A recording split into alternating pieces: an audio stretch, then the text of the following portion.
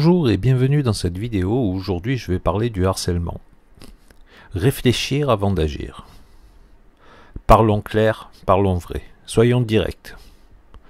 On s'adresse toujours aux personnes qui sont harcelées, mais aujourd'hui je m'adresse à ceux qui harcèlent, pour leur donner une chance de réfléchir différemment et de ne plus commettre l'irréparable. Le harcèlement a des conséquences graves.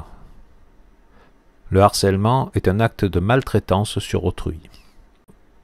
En harcelant une personne, tu la fais souffrir, tu lui fais du mal, tu la dévalorises, tu l'humilies, tu lui fais peur, tu la détruis à petit feu. Sache que dans certains cas, tu peux la conduire au suicide. Tout acte que l'on pose dans le présent a un impact dans le futur.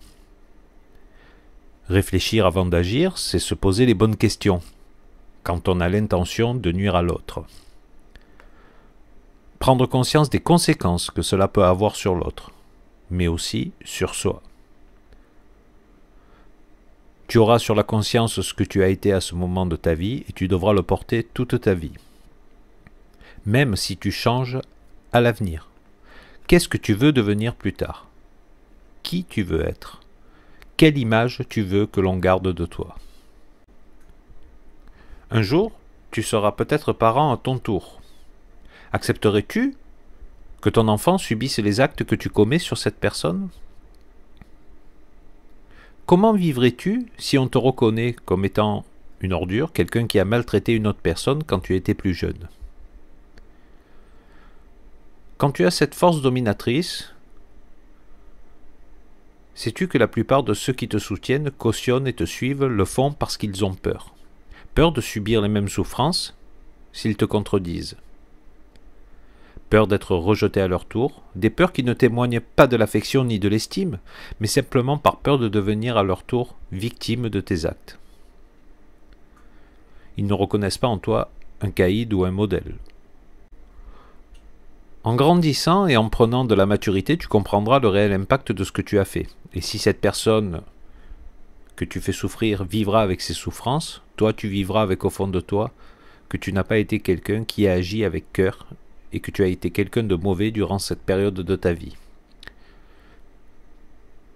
Tu n'as pas su protéger les plus faibles, tu n'as pas su les aider, alors que ton fort caractère dominateur aurait pu servir à cela. Tu as choisi le mauvais côté. Tu traverses peut-être des épreuves qui ne te permettent pas d'avoir un regard positif. Tu souffres peut-être aussi de ton côté, mais agir de cette façon aggrave cette situation et ne peut pas t'aider à avancer. Il est toujours temps de te rattraper, d'agir pour le bien des autres et aussi le tien.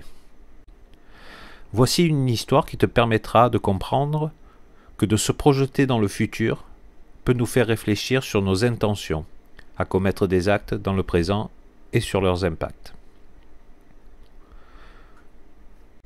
Un homme qui évoluait dans les métiers de la restauration postule à une offre d'emploi et se présente à un entretien d'embauche dans la région où il venait de s'installer. Le directeur qui était en face de lui, c'était un jeune garçon qu'il avait lui-même harcelé pendant toutes les années passées au collège 15 ans auparavant. Le plus mal à l'aise des deux était l'harceleur. Il ressentait un sentiment de gêne, de honte, même 15 ans après. Les actes qu'il avait commis dans le passé ne correspondent pas à ses valeurs d'aujourd'hui, et il regrette fortement ce qu'il a fait. Cet instant est douloureux pour lui, car c'est le passé qui ressurgit et qui le remet face à lui-même, face à ces actes qu'il bannit aujourd'hui et qu'il n'accepte pas, mais pourtant, dans le passé, il les a faits. Après une discussion en face à face sur leur passé, ils expriment leur difficulté à vivre ce moment et les souffrances qu'ils ressentent au moment présent. Les excuses ou toute autre forme de compréhension n'effacent pas les douleurs. Malgré cela, celui qui a été harcelé donnera le travail à celui qui postule, l'harceleur. Le harceleur dit « Je ne le mérite pas avec ce que je t'ai fait ». Et le harcelé dit « Je ne connais pas tes capacités professionnelles, c'est ton travail qui permettra de définir si tu méritais ce poste et ton comportement d'aujourd'hui. Ce que tu ne mérites pas, c'est mon estime, ma reconnaissance, mon amitié. » Après, cela peut changer si ton comportement d'aujourd'hui permet que l'homme que je vois à cet instant a des valeurs sincères, honorables, avec de bonnes intentions pour un futur meilleur. Tu peux tout gagner comme tout perdre. Et si aujourd'hui tu décidais d'agir pour le bien des autres et le tien? Cet homme a eu cette chance de ne pas avoir face à lui quelqu'un qui avait de la haine, de la colère. Et aujourd'hui, l'harceleur dit « J'aurais aimé être lui. Ce geste qu'il a fait envers moi me fait encore plus souffrir et encore plus regretter ce que j'ai fait. » Un refus ou un rejet de sa part aurait été plus compréhensible et plus facile à vivre que cette situation où il se montre encore